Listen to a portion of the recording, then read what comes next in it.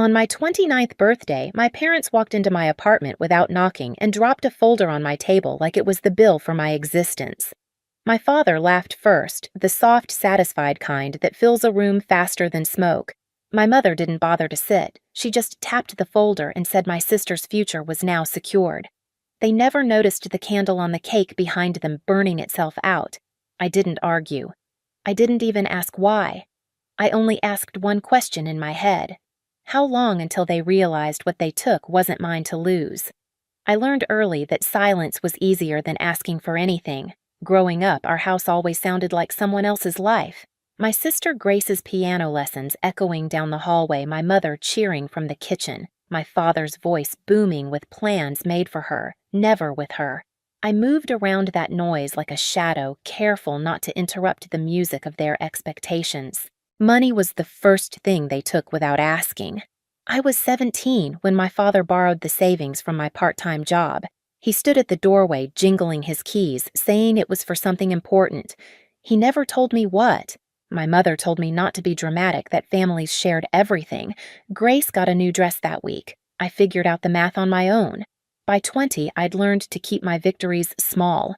When I got my first certification in data security, my father skimmed the paper and asked if I could fix his password problems instead. My mother changed the subject to Grace's internship.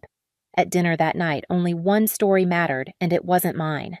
So I worked. Quietly, consistently.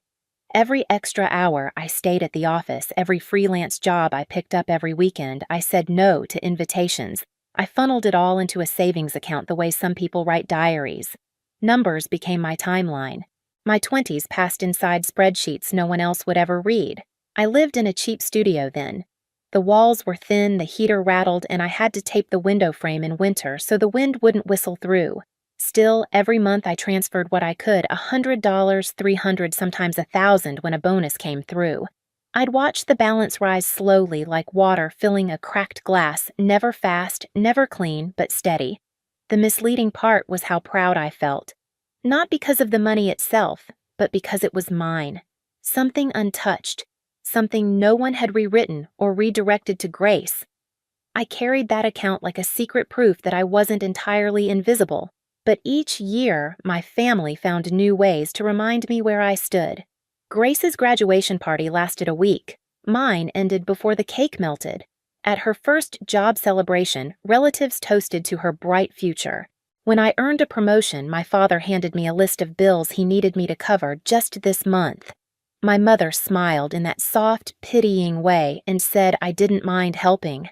Everyone nodded, assuming generosity was my personality instead of my only choice.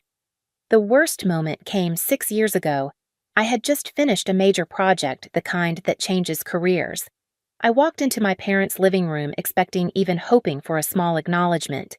Instead, they were already mid-conversation about Grace's newest idea. I stood there holding my folder like a guest who'd arrived at the wrong house. That was the day I learned my place in this family. Not the star. Not even the supporting role. Just the resource they'd forgotten could run out. My father pushed the folder across my kitchen table like he was delivering paperwork I had already agreed to. The edges were worn as if someone had handled it many times before bringing it to me. My mother didn't sit. She drifted behind him, arms folded, eyes scanning the apartment the way people inspect a hotel room they don't plan to stay in long. I opened the folder because staying still was the only thing I trusted myself to do. The first page was a withdrawal confirmation. The number at the bottom didn't make sense at first. My brain refused to attach meaning to something so clean, so absolute. $2,900,000. 10 years of extra hours, skipped holidays, saved bonuses, paychecks divided into careful portions, all gone in a single signature. My father let out a short laugh, the kind he used whenever he talked about winning. "Thanks," he said, tapping the page with one finger. "Your money secured your sister's future." The room went quiet enough for the fridge hum to grow loud. My mother adjusted the sleeve of her blouse. "You would have wasted it anyway," she said, not cruel, not angry, just certain. Something inside me stopped, not a feeling, not a thought, but a movement. A pause. The kind that happens when a person finally sees the truth without its excuses. Grace wasn't there, but I could hear her name in every word they said. Her future, her needs, her world. Mine wasn't mentioned. Not once. I felt my hand hovering above the folder, frozen in a half step toward something that no longer existed. I lowered it slowly, the way someone might set down an object that isn't theirs. They kept talking. Plans, timelines, a renovation Grace wanted for her business, a thank you dinner they assumed I'd attend. Each word floated past me like I was just the wall absorbing their voices. I didn't argue. I didn't ask why. Those were habits from a version of me they had trained too well. Instead, I let the silence sit between us, heavy, deliberate, unmistakable. Then I did the one thing they never expected. I laughed too. Not loudly, not mockingly. Just a quiet exhale shaped into a sound they mistook for surrender. But it wasn't surrender. It was the moment I stopped pretending they were ever going to see me. I laughed because what they took wasn't my real savings. The folder they dropped on my table held numbers they believed belonged to me. And technically, they had, for a while. Long enough for them to trust the balance to assume it was the only account I had, long enough for confidence to make them careless. They thought they understood everything about how I lived, practical, quiet, predictable. They never understood the way I prepared. 3 years earlier, on a late night in my office, I created a parallel structure, a decoy account that mirrored my real savings in pattern, only deposits at consistent intervals, amounts reasonable enough to pass as authentic transfers in a cadence identical to the way I'd built my life. But its purpose was never to be spent. It existed to be touched by the wrong hands. On the morning after my birthday, the apartment was silent again. The folder sat exactly where my father had pushed it, its corner slightly bent from where my thumb had rested. I made coffee, watched the steam rise, and set the mug beside my laptop. It was a small ritual, the kind that steadies a room. I opened my logs. Every transfer ever made to the decoy account was organized in a spreadsheet with timestamps, notations, and a color-coded column for expected behavior. I had mapped the exact moment when a suspicious withdrawal would trigger a fraud alert from the system I'd helped design years before. The flags were already active. The moment they'd accessed that money, the algorithm would start its quiet work. The real savings, untouched, lived somewhere else entirely. I scrolled through the audit trail. I'd built the replication of deposit patterns, the mirrored balances, the deliberate absence of any personal bills or payments that would tie the account to my daily life. It was clean, suspiciously clean. And that was the point. My parents had taken something that looked like a life's worth of work, not knowing it had been engineered for exactly this. I sent a single text to my lawyer. They accessed the flagged account. A moment later, proceed. No explanation, no lecture, no outrage. We had rehearsed this exact line months ago. My lawyer had always told me that some truths didn't need to be said out loud. They just needed documentation. I closed the messages and opened another folder labeled quietly in my computer records. Inside were statements, payments, transfers, copies of emails, and snapshots of balances from the last decade. Everything I'd ever put away for myself was detailed in clean rows.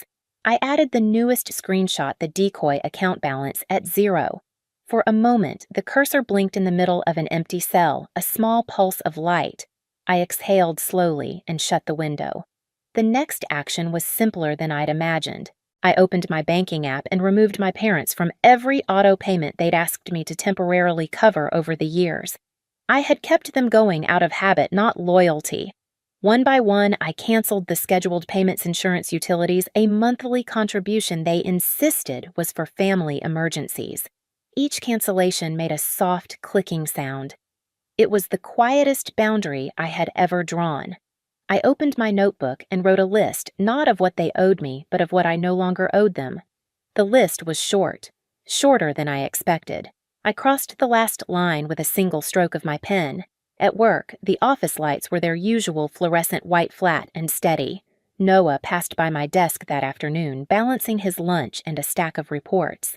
He glanced at me, then at my screen, then offered a quiet nod as if sensing something in my posture that hadn't been there before. I returned the nod, nothing more.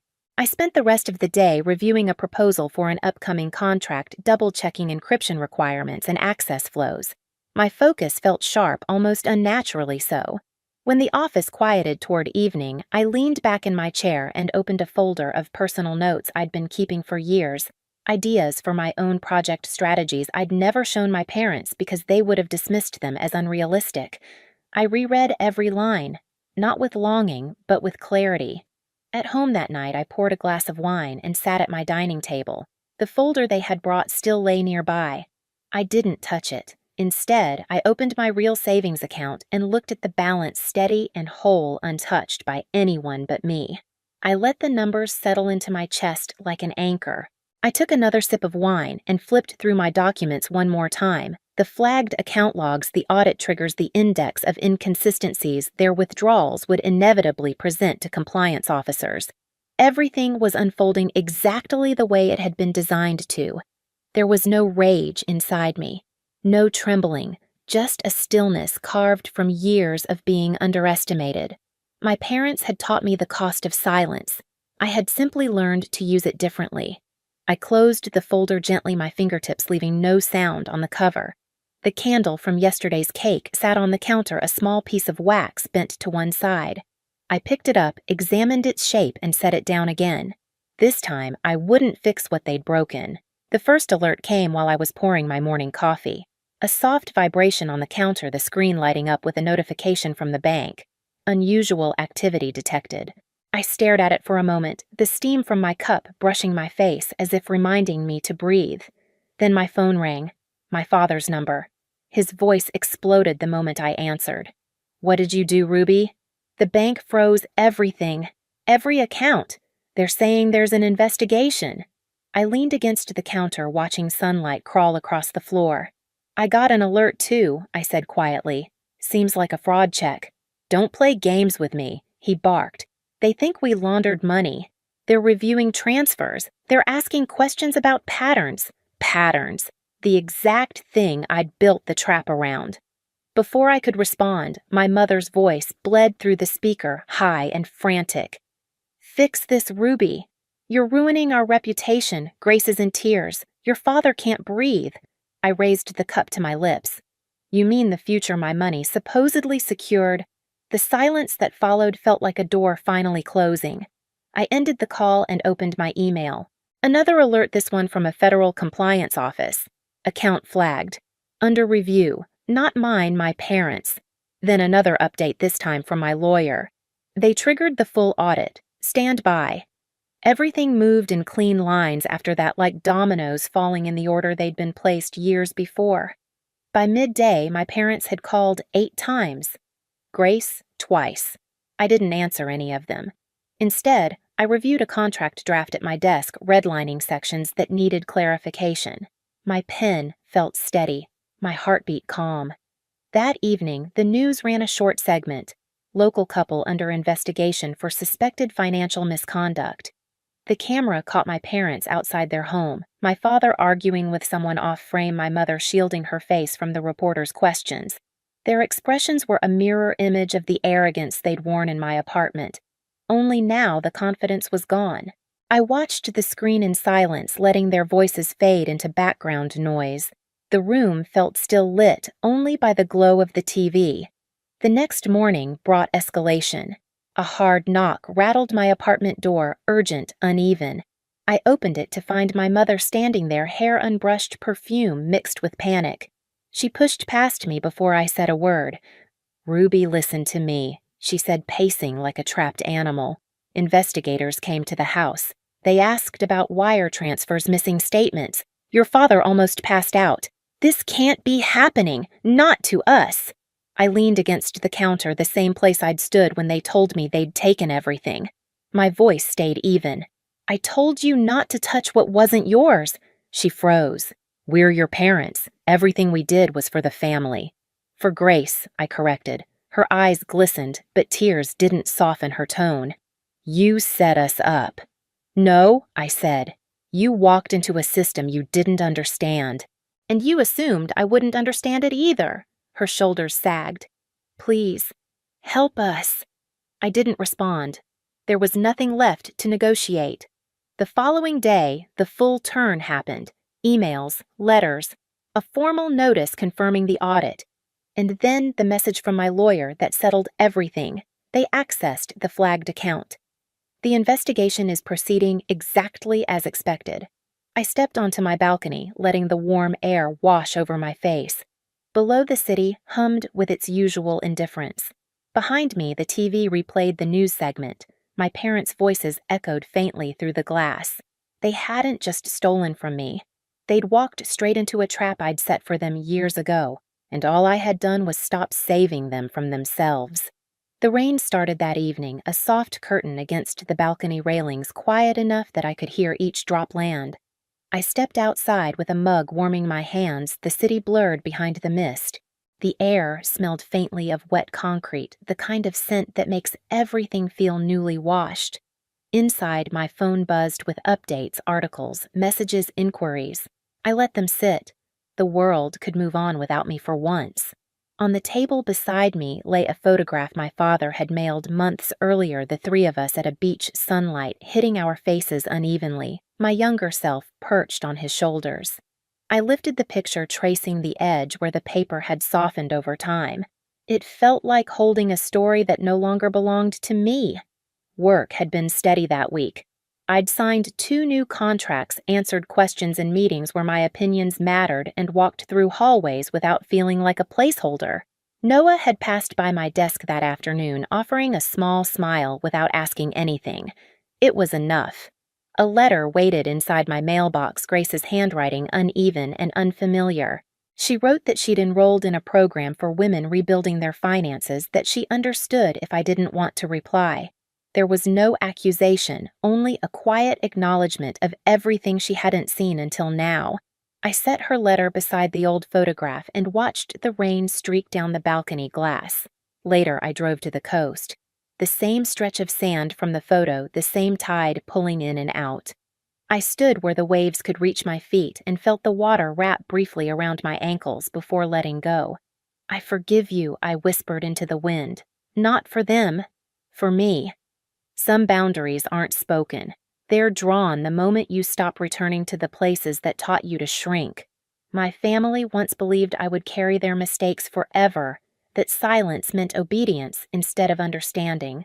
But the truth was simple. I didn't break the cycle. I just stepped out of it. The ocean behind me moved in quiet rhythms, steady, unbothered. I took one last breath of salt air and walked back toward my car, leaving the past where it finally belonged.